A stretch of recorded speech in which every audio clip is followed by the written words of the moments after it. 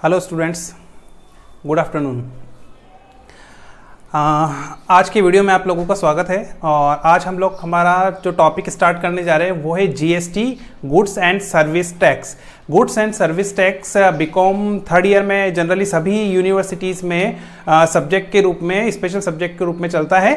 और आज हम इसके ऊपर डिस्कस करेंगे। मैं कुछ टॉपिक्स जो हैं आपके इस पेपर में से जो कुछ टॉपिक्स है यूनिट वाइज, वो मैं 1 बाय 1 वीडियो बना के आप लोगों को अपलोड करता रहूँगा। तो सबसे पहले तो जिन लोगों ने अभी तक भी आप लोगों ने अगर मेरे चैनल को सब्सक्राइब नहीं किया है तो कृपया आप लोग सभी मेरे चैनल को सब्सक्राइब कर लें और बेल आइकॉन बटन दबा दें, जिससे जब भी नया वीडियो आएगा तो आप लोगों के पास में वो अपडेट मिल जाए आपको तुरंत, है ना। तो प्लीज़ और लाइक कीजिएगा और सब्सक्राइब जरूर कीजिएगा।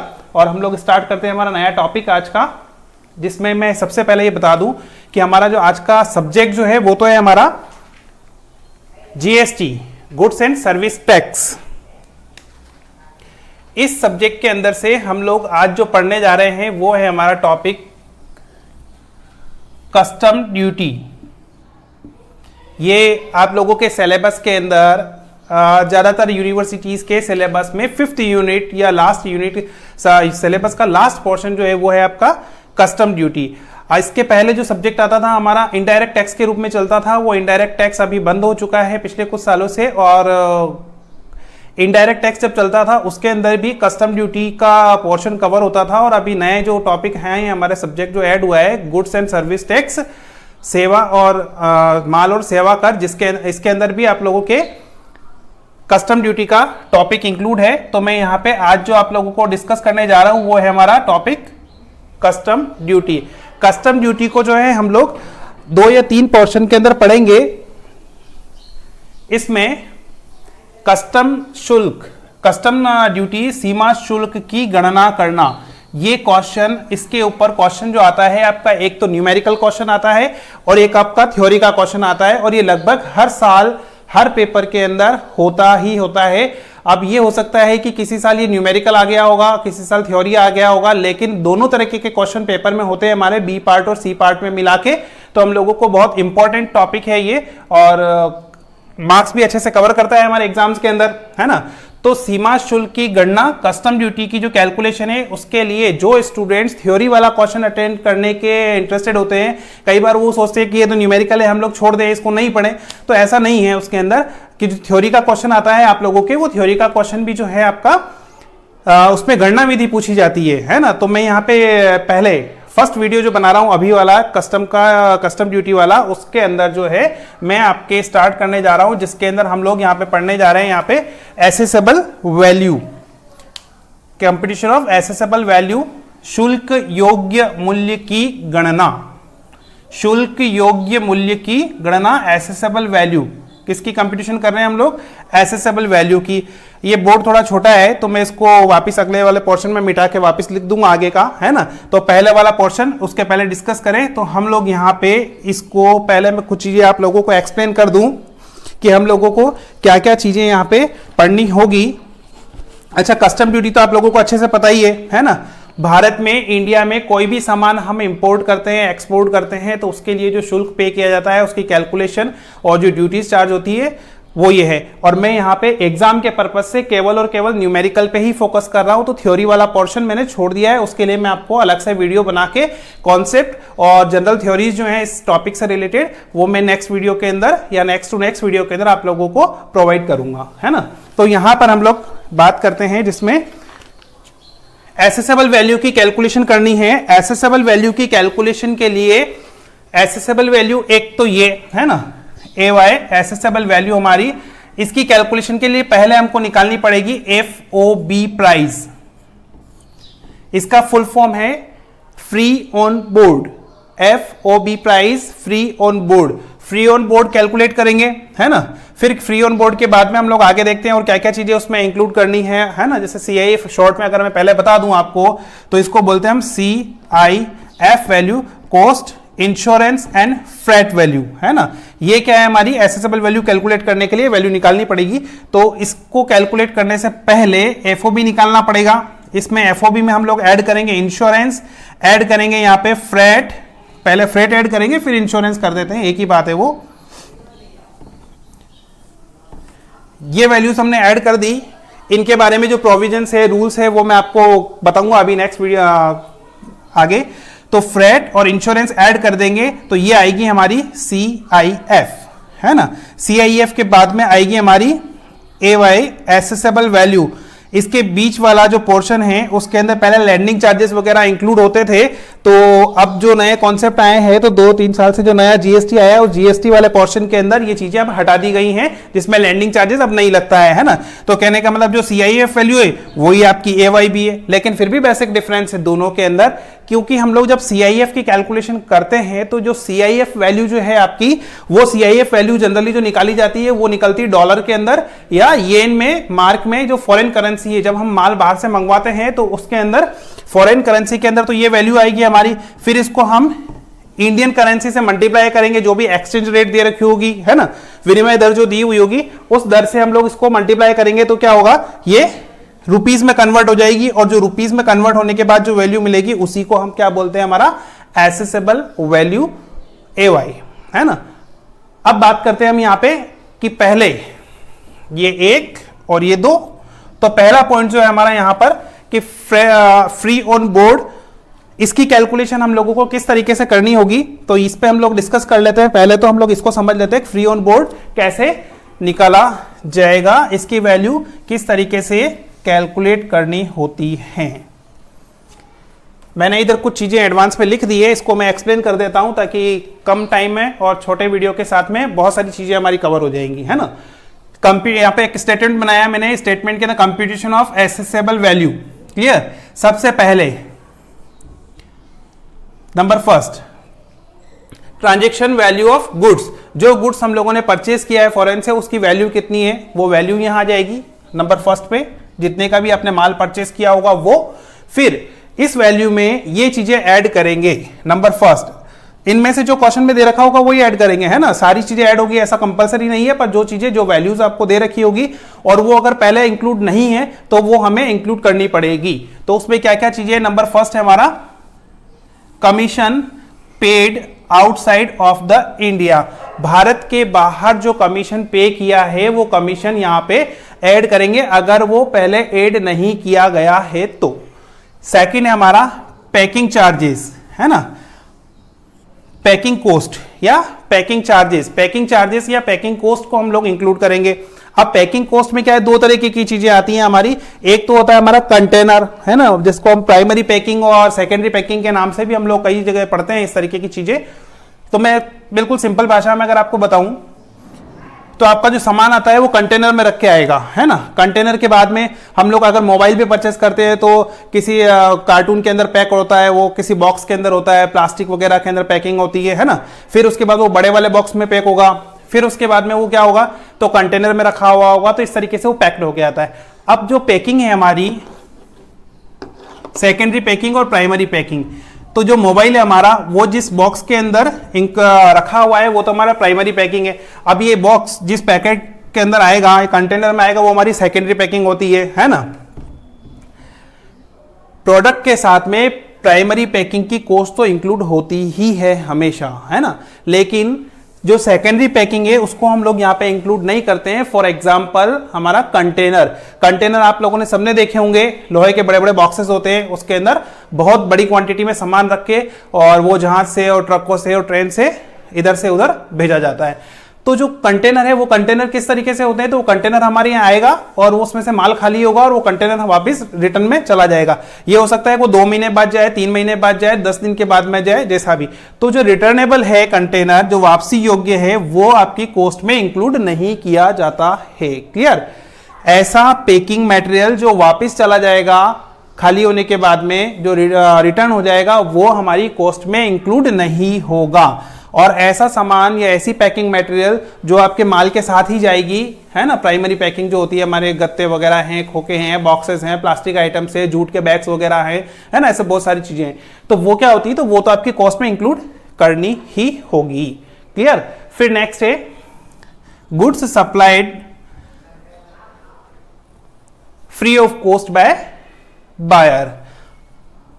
अगर ये चीज आपको दे रखी है क्वेश्चन में कि जो सप्लायर जो बायर है उसको अगर इस तरीके का माल कोई सप्लाई किया गया है, जो गुड्स ऐसा सप्लाई किया गया है जो फ्री ऑफ कॉस्ट है साथ में, तो वो भी इसके अंदर इंक्लूड होगा। क्लियर। फिर इसके बाद आता है हमारे पास में service provided free of cost by buyer. अगर ऐसी कोई भी सर्विसेज जो फ्री ऑफ कॉस्ट है या कम लागत की है या जिसके लिए किसी भी तरीके का कोई चार्ज नहीं किया गया है, चाहे वो गुड्स हो चाहे वो सर्विसेज हो, इस तरीके की अगर चीजें क्वेश्चन में गिवन है और वो चीजें अगर पहले पूर्व में अगर इसकी वैल्यू के अंदर इंक्लूड नहीं कर रखी है तो अभी आपको ऐड करनी पड़ेंगी। फिर इसके बाद है हमारे पास में royalty and license fees paid by buyer. अगर बायर ने इस तरह की कोई वैल्यूज लाइसेंस या रॉयल्टी के लिए कोई अमाउंट पे किया है या कम लागत का पे किया है, तो जो डिफरेंस अमाउंट है या फ्री जो है जितना भी है वैल्यू उसकी, वो वैल्यू भी इसके अंदर इंक्लूड की जाएगी अगर ये पूर्व में इंक्लूड नहीं की गई हो तो। क्लियर। अब यहां तक की जो टोटल है आपकी वो क्या है हमारी FOB, फ्री ऑन बोर्ड, है ना। यहां तक की जो टोटल है आपकी वो क्या कहलाएगी हमारी फ्री ऑन बोर्ड। ये आ जाएगी हमारी वैल्यू। फ्री ऑन बोर्ड किस तरीके से हम लोग कैलकुलेट करते हैं, तो इस तरीके से हमने फ्री ऑन बोर्ड की कैलकुलेशन की है ना। अब मैं आपको, ये तो हो गई जो टेक्निकल बात हमारी, अब इसको हम लोग सिंपल भाषा में समझें कि फ्री ऑन बोर्ड में किन किन चीजों को इंक्लूड किया जाता है ना। तो मैं एक सिंपल सा ये एक एग्जांपल लेता हूं। हमने जो सामान खरीदा वो जापान के किसी शहर टोक्यो से परचेज किया होगा, यहाँ का बंदरगाह है ये, तो यहां से जहां से भी आपने सामान परचेज किया है वहां से लेके ये जो बंदरगाह है हमारा, इस बंदरगाह पर जो जहाज खड़ा है उस जहाज पर पहुंचने तक की जो कॉस्ट है उस कॉस्ट को हम बोलते हैं फ्री ऑन बोर्ड, है ना। तो जिस शहर से आपने जो भी माल खरीदा होगा जितनी लागत के अंदर, वो लागत आ गई आपकी ये, है ना। फिर जो यहां पे आपने कमीशन पे किया होगा, अच्छा ये कमीशन आउटसाइड इंडिया वहां पे किया हो या वहां के किसी एजेंट को हमने हमारे यहाँ पे भले इंडियन रुपीज में पे किया होगा तो भी वो इंक्लूड होगा, है ना। तो वो ये भी आ गया। फिर पैकिंग, आप माल खरीदोगे जहाज तक लेके आओगे, क्लियर ना, तो ये पैकिंग की कॉस्ट भी आपकी इसमें आ जाएगी। आपने उस गुड्स के लिए या सर्विसेज के लिए कोई कॉस्ट फ्री सामान लिया है आपने या सर्विसेज ली हैं तो वो भी इंक्लूड होगी, जिसमें क्या चीजें आएंगी, तो आपके प्रोडक्ट के लिए कोई स्पेशल डिजाइन का खर्चा किया हो आपने, है ना, या एसेसरीज वगैरह हैं तो वो सब उसी का पार्ट होती है, वो इसी में इंक्लूड होती हैं। तो ये चीजें भी हम इसमें ऐड कर देंगे अगर वो पहले ऐड नहीं की हुई तो। ऐसा नहीं कि वो पहले तो ऐड कर दी है और नीचे क्वेश्चन में आपको गिवन है और आप उसको स्किप कर दिया आपने, या भूल गए देखना या ध्यान नहीं दिया और वो दोबारा ऐड कर दी, तो वो क्वेश्चन आपका गलत हो जाएगा, है ना। रॉयल्टी और लाइसेंस कोई पे किया है तो वो तो आपको समझ में आ गया होगा बहुत अच्छे से। फ्री ऑन बोर्ड यहां तक कि जिस शॉप से आपने, जिस शहर से, जिस देश के किसी भी शहर से आपने ये सामान परचेस किया है, वहां से, उस दुकान से, उस शॉप से उस बंदरगाह डक तक लाने का खर्चा, यहां तक की कॉस्ट क्या है आपकी फ्री ऑन बोर्ड। अब वो माल बंदरगाह के थ्रू रवाना होकर कहां पहुंचेगा, इंडिया में, है ना। तो इंडिया में जब पहुंचेगा यहां की जो कैलकुलेशन होगी ना वो कहलाती है हमारी CIF। अब इसके और इसके बीच में और क्या चीजें आएंगी, तो क्या चीजें आएंगी हमारी, वो आएगी हमारी फ्रेट और इंश्योरेंस। ये जो फ्री ऑन बोर्ड है इसके साथ में हम लोग आगे ऐड करेंगे फ्रेट और इंश्योरेंस। फ्रेट और इंश्योरेंस ऐड करने के बाद में जो वैल्यू आएगी वो आएगी हमारी CIF। अब बात ये है हमारी कि कुछ रूल्स और कुछ प्रोविजंस हैं, नियम बना रखे हैं गवर्नमेंट की तरफ से या कस्टम डिपार्टमेंट की तरफ से, बोर्ड की तरफ से, जिसके अंदर हम लोगों को क्या देखना होता है कि जो प्रोविजंस है अपने फ्रेट और इंश्योरेंस के रिगार्डिंग कौन कौन से प्रोविजंस उसके अंदर गिवन है। तो इसके लिए हम लोग मैं बता देता हूं आपको, ये मैं मिटा के आपको दोबारा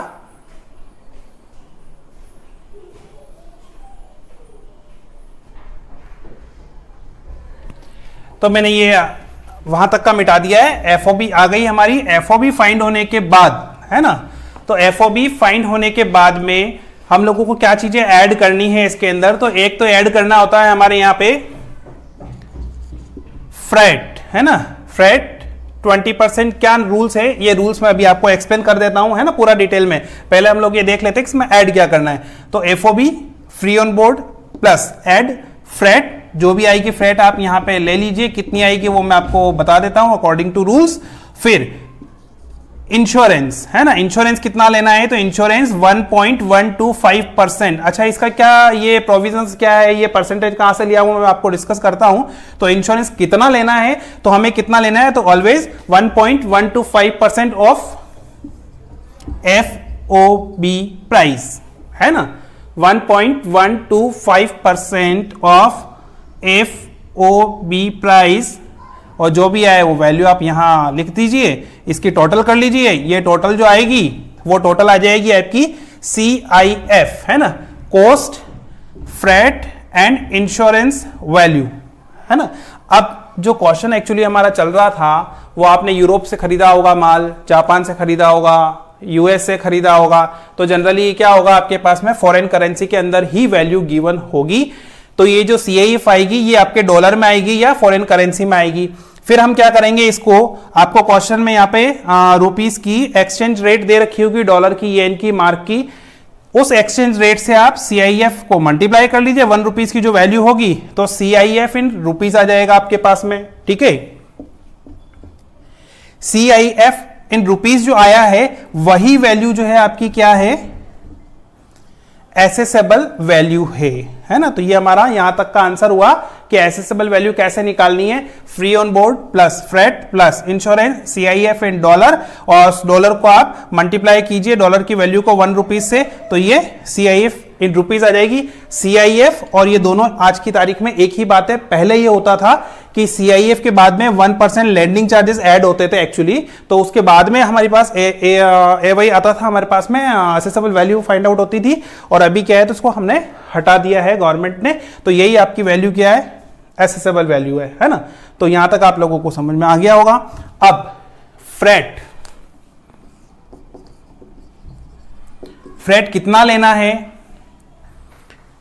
इसके दो नियम है बहुत छोटे से, आपको ये हमेशा याद रखना है, नहीं तो गलती यही होगी। बाकी इस क्वेश्चन में बहुत ज्यादा करने के लिए कुछ होता नहीं है, बहुत इजी क्वेश्चन है और आराम से हो जाता है सभी के, है ना।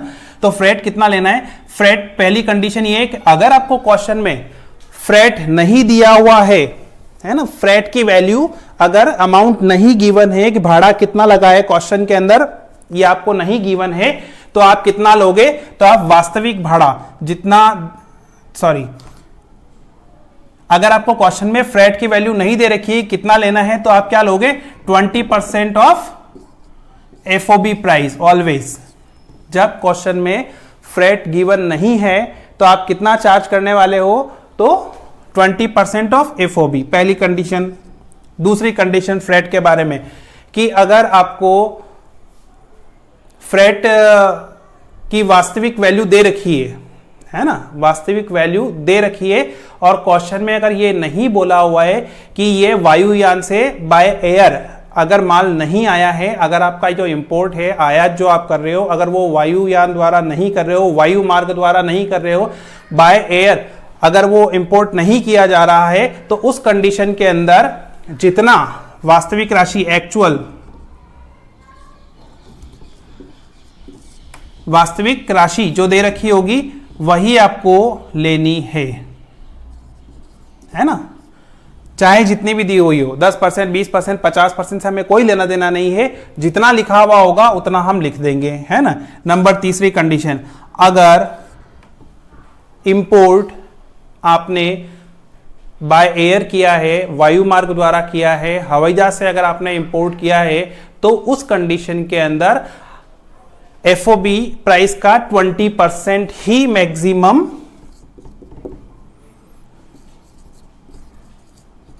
फ्रेट हो सकता है, इससे ज्यादा नहीं हो सकता। क्लियर ना, कितना हो सकता है, मैक्सिमम कितना हो सकता है, 20% ऑफ एफओबी। किस कंडीशन में, जब आपने वायु मार्ग से बाय एयर आपने इंपोर्ट किया है किसी गुड्स का, तो कितना लेंगे, एक्चुअल राशि, एक्चुअल अमाउंट ऑफ फ्रेट और 20% of FOB price which ever is lower, है ना। मैक्सिमम कितना हो सकता है, तो मैक्सिमम 20% हो सकता है ना। मान लीजिए आपकी एफओबी प्राइस दे रखी है $1000 उस कंडीशन में, और ये किससे आया है, बाय एयर, है ना, और फ्रेट जो दे रखी है वो दे रखी है आपकी $300। तो अकॉर्डिंग टू रूल्स कितना हो सकता है मैक्सिमम 20%, 200, है ना, तो 20% कितना हुआ हमारा, तो 200, तो ये 300 हम लोग काउंट नहीं करेंगे। उस कंडीशन में कितना लिखेंगे वहां पे, तो हम लोग कितना लिखेंगे, ओनली $200, है ना। और अगर मान लीजिए फ्रेट उसने दिया होता $180, तो उस कंडीशन में हम कितना लिखते हैं यहां पर, तो हम कितना लिख रहे होते हैं एक्चुअल में, 20% कितना होता है $200, और एक्चुअल में कितना है हमारा 180, तो जो दोनों में से कम है, तो उन दोनों में से जो कम वाला अमाउंट है तो हम लोग कितना लिखते हैं यहां पे, तो $180 लिखते हैं। क्लियर, तो ये तो हो गया हमारा फ्रेट के बारे में जो रूल्स दे रखा है वो रूल्स, है ना। अब इसके बाद में जो है सेकंड है हमारा फ्रेट के बाद में इंश्योरेंस। इंश्योरेंस हम लोग कितना कैलकुलेट करेंगे, तो इंश्योरेंस के लिए आपको प्रोविजंस गिवन है 1.125% ऑफ एफओबी प्राइस, ये फिक्स्ड है ना। या तो आपको जो एक्चुअल दे रखा हो तो एक्चुअल, या तो वास्तविक राशि, बीमा की वास्तविक राशि, या फिर 1.125% ऑफ एफओबी आप कैलकुलेट कर लीजिए और ये लिख दीजिए, है ना। इनकी आप टोटल करेंगे तो ये क्या आ जाएगी आपके पास में, सीआईएफ आ जाएगी, और उसके बाद का प्रोसेस तो मैंने आपको क्लियर कर ही दिया है। ठीक है, तो ये आ गई हमारी सीआईएफ या एसेसेबल वैल्यू। अब इसके बाद हम लोग नेक्स्ट वीडियो में मिलते हैं, जिसमें हम लोग इसकी शुल्क की गणना, है ना, duty of payable, custom duty payable की कैलकुलेशन देखते हैं। तो आप जिन लोगों ने मेरे चैनल को सब्सक्राइब नहीं किया है तो आप लोग प्लीज सब्सक्राइब कर लें और लाइक करें और बेल आइकॉन के बटन को दबा दें, जिससे आपको नेक्स्ट वीडियो जब भी आएगा तो आपको तुरंत अपडेट मिल जाएगा। ओके।